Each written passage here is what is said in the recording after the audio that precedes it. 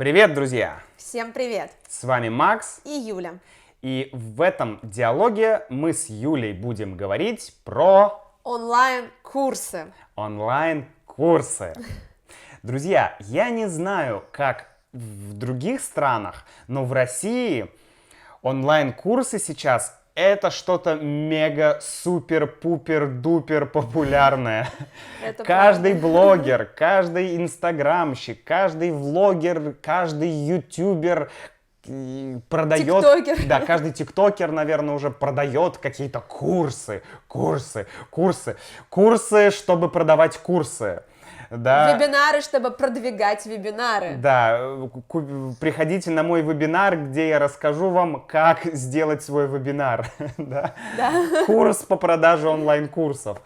Короче, мне кажется, что вот это обилие курсов, оно сейчас нивелирует саму значимость онлайн-образования. Ты согласна? Я с тобой абсолютно согласна. Последние 1,5 года уже, получается, я работаю в сфере онлайн-образования. Я как раз разработчик образовательных программ, и мы проектируем программы повышения квалификации, переквалификации.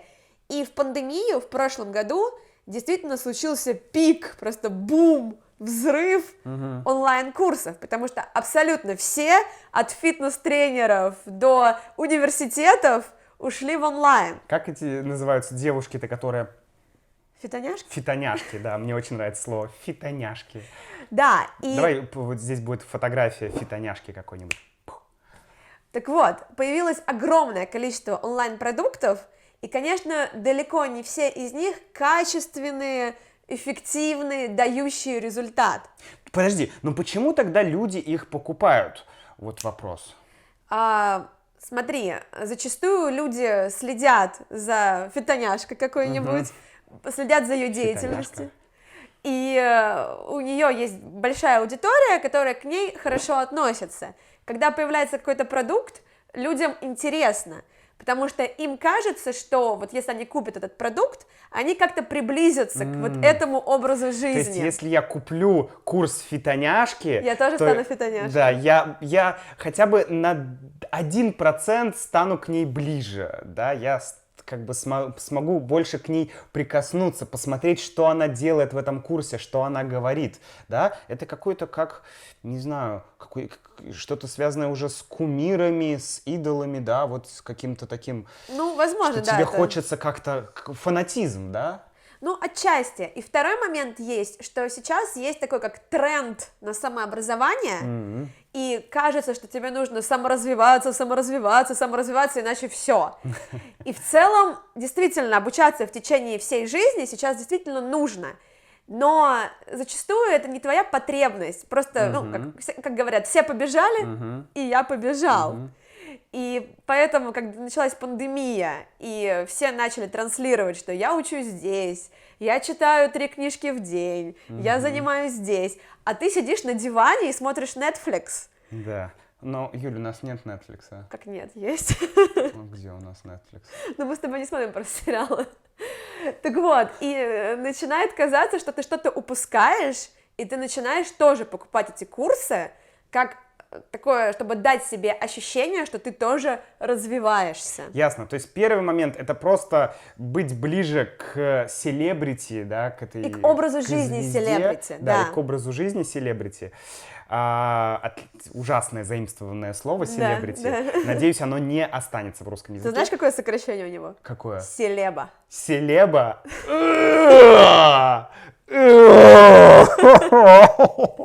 Учитель русского языка во мне сейчас содрогнулся. Селеба. Окей, значит, первое, быть ближе к селебе. Да. И второе, это... Тренд на саморазвитие. Тренд на саморазвитие. Но давай представим, что я действительно хочу окончить, пройти курс по программированию на Python, например. Хорошо. Какая моя стратегия будет? Что мне нужно сделать для этого? Как мне выбрать нужный курс? Как мне понять, что мне нужно? И как мне закончить этот курс? Ну, смотри, всем нашим студентам, да, я рекомендую всегда начинать с цели. Так, то есть первое — это цель. Определиться, зачем. Как это сделать? Тебе нужно понять, как ты собираешься применять те знания, которые ты хочешь получить в реальной жизни. То есть для чего тебе программирование? Чем конкретнее цель, тем больше шансов, что ты действительно этот курс окончишь. То есть я хочу разработать новый сайт для своего проекта. То есть максимально конкретизированная цель или максимально конкретная цель. Да, конкретная, лучше всего поделить ее прям вот на отдельные шажочки, чтобы у тебя у самого была возможность оценивать, насколько ты приближаешься к этой цели. Ясно. То есть цель подробная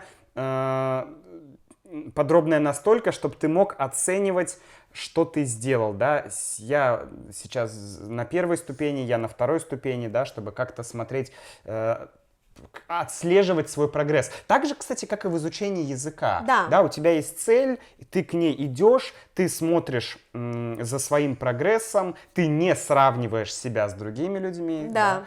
Хорошо, второй момент. Дальше. Второй момент, когда ты определился точно, что тебе нужно. Так, хорошо. Я хочу пройти курсы на Python для того, чтобы написать...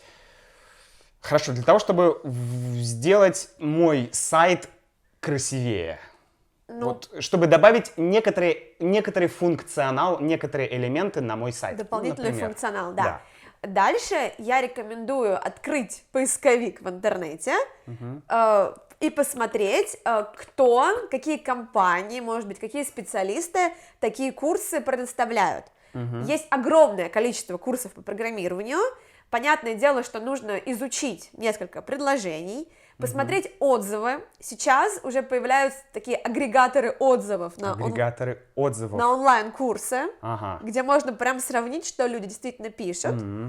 Выбрать, например, 3 курса, 3 компании, которым ты по отзывам доверяешь, и посмотреть внимательно на их программу.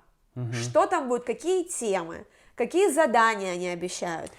Хорошо, а что должно быть обязательно в программе современного, крутого, полезного, классного онлайн-курса? Вот вкратце. Обязательно, помимо теоретических каких-то... Теория. Да, понятно. должна быть теория, обязательно должна быть практика. Практика.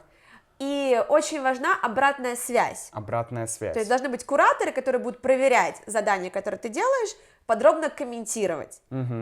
Очень хорошо, когда есть комбинирование, например, теорию ты изучаешь в свободное время, в любое время, хоть ночью, но есть при этом еще какие-то вебинары, онлайн-встречи, когда вы вместе с одногруппниками собираетесь и вместе с куратором или там наставником, учителем какие-то вопросы прорабатываете. Ясно, то есть получается теория, ты читаешь теорию, затем практика, ты отрабатываешь, я пишу какие-то скрипты на Python, и затем... Получается, я со своим куратором обсуждаю, говорю ему, что я не могу понять, как работает такая-то функция.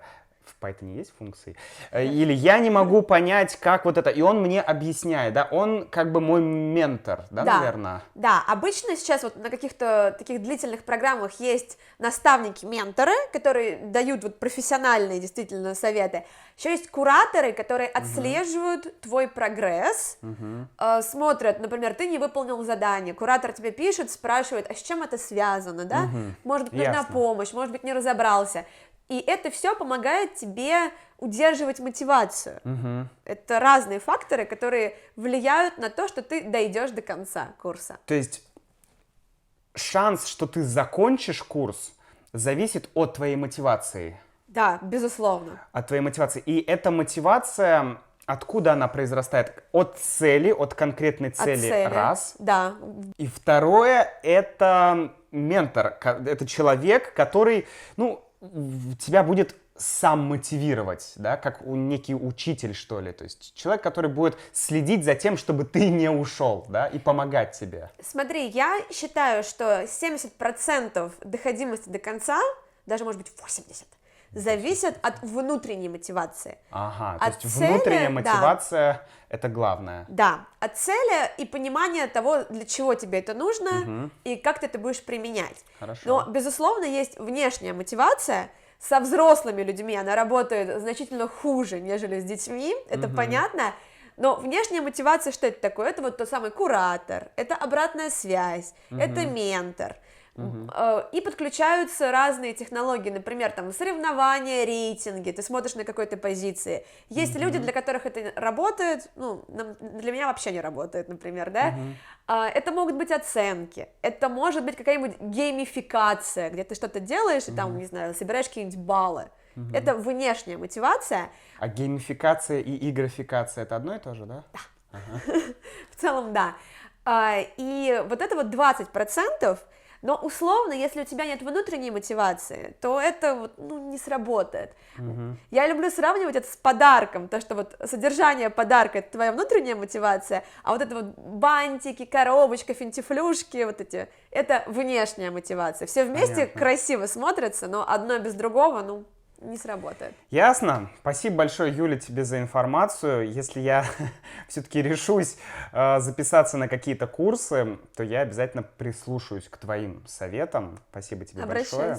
Да, друзья, так что внимательно выбирайте курсы и не думайте плохое про курсы. Образование нужно, курсы нужны, но нужны хорошие, качественные курсы. Почему у меня до сих пор еще нет своего онлайн-курса, Юля? Может, будет. Может, будет. Наверное, надо сделать тоже свой хороший онлайн-курс, да? Качественный, с обратной связью. Да. Друзья, до встречи. Подписывайтесь на мой телеграм-канал, где есть вся информация о всех видео, о всех подкастах, о всех новинках, которые касаются моего проекта. До встречи в следующем видео. Пока-пока. Пока.